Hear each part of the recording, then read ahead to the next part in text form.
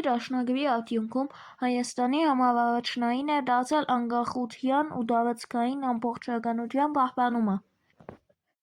Վստանի անգամ Վովոդես Երգուի պատվիրականներն նրա մոտ եկան խաղաղության առաջարկով, բայց նա մերժեց։ Արտավազդ Երգուը նույնպես ներկայացավ Կրասուսին վերահաստատելու հռոմեական ազգի իր բարեկամի կարգավիճակը։ Նա առաջարկեց Բարթևստան արշավելու նոր ճանապարհ, որ Հայաստանից ստանա ռազմական և նյութական աջակցություն,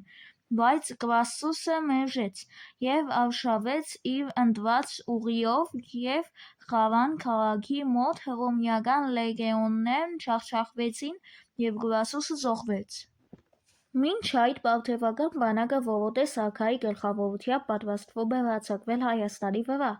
բայց պատերազմը տեղի չունեցավ։ Նրանք կնքեցին հայ-բարթևական դաշինք, որը ամրապնդվեց Բարթև թագաժառանգի և Արտավազդ Երգուի քրոջ ամուսնությամբ։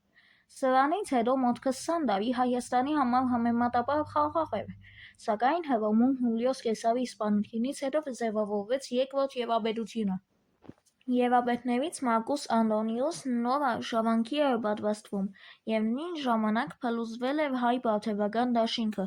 Նա ստանալով հայոց արքայի խոսքը, որ շուտով կիմանա իրեն, Անդոնիուսը շտապեց ներխուժել Ատրպատական, սակայն բարթևները կրկին ջախջախեցին հռոմեական բանակը, և Արտավազդ արքան, երբ տեսավ, որ ռազմերթն արդեն անհաջողության է դատապարտված, հրաժարվեց մասնակցել, և Անդոնիուսը ստիպված նահանջեց Հայաստան և վերադարձավ Եգիպտոս։ Նա մեղադրեց Արտավազդին։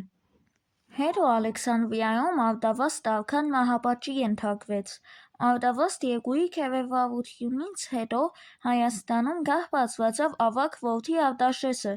և նա ապաստանեց Բարթևստանում։ Նույն ժամանակ Հռոմում Մարկուս Անդոնիուսի և Օկտավիանոսի միջև պայքարը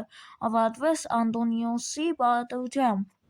Արտաշես Երկուն, օգտվելով այս իրավիճակից, Բարթևստանի օգնությամբ դուրս մղեց հռոմեական զորքերը Հայաստանից։ Բարթևների հրահատ արքայի համաձայնությամբ Արտաշես Երկուն իր թագավորության մեջ ներառեց նաև Ատրպատականը։ Այս իրավիճակի համար հռոմեացիները արքունիքում դավադրություն նյութեցին, որին զոհ գնաց Արտաշես Երկուը։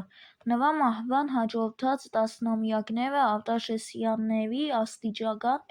անկման ժամանակաշրջանն էին։ 1 թվականին Հայաստան ներխուժած լեռնականների դեմ պատերազմում զոհվեց արտաշեսյան վերջին արքան Տիկվան IV-ը։